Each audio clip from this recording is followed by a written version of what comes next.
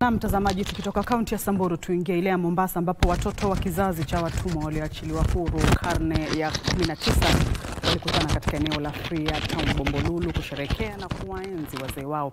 Wakati wa hafla hiyo walizungumzia pia matatizo ya muda mrefu kuhusu ardhi walioipoteza na changamoto za usalama zinazowakabili wakazi wa Freetown. Mwanahabari wetu Aaron Marie ana maelezo zaidi.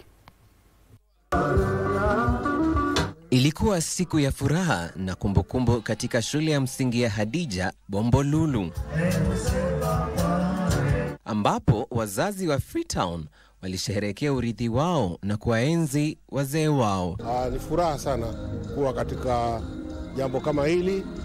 Ni kitu ambacho kinatutia nguvu sisi wazee kuona kama vijana wanatukumbuka na kutushirikisha katika kujuana sisi wenyewe kwa wenyewe, manake pia ni siku nyingi zimepita hatujaonana sisi wenyewe sisi ambao ni wazee kwa sababu ya masilahi ya haya na yale. Jamii hii ambayo historia yake inaanzia mwaka wa 1840 inatokana na watumwa walioachiliwa huru na kuokolewa na jeshi la wanamaji la Uingereza kutoka kwa wanabiashara wa Kiarabu, na wakaanza kuishi katika eneo la kaskazini mwa Mombasa.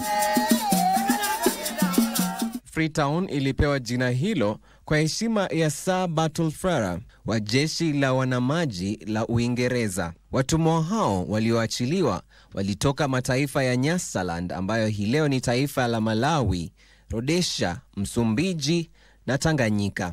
Takriban wazee 154 walihudhuria sherehe hiyo iliyoandaliwa na familia zao pamoja na vijana wa jamii hiyo. Wazee wenyewe wamefurahia sana na wameomba iwe ni sherehe itakaendelea kila mwaka, manake wengi wao ndio kama out yao hii ya mwaka mzima wanajikuta kwa ndani ya manyumba, lakini kwa mwaka mzima ndio kama ni out yao ya kwanza.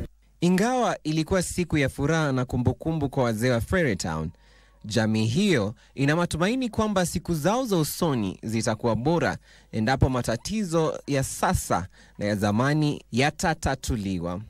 Mambo ya slavery yalipoisha, tuliwekwa pale Kengeleni tukapewa 600 acres. Lakini mwisho baadaye zile 600 acres zikaja zikauzwa Nyali Limited, na sisi tukapelekwa hapa tukapewa only 50 acres.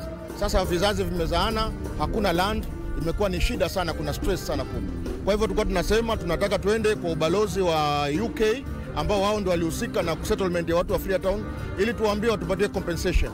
Kumekuwa kubaya, sifa imekuwa mbaya, watu wanashikwa kabari, watu wananyang'anywa pesa, usubuhi wakirauka pia. Tuseme kumekuwa na sifa mbaya sana.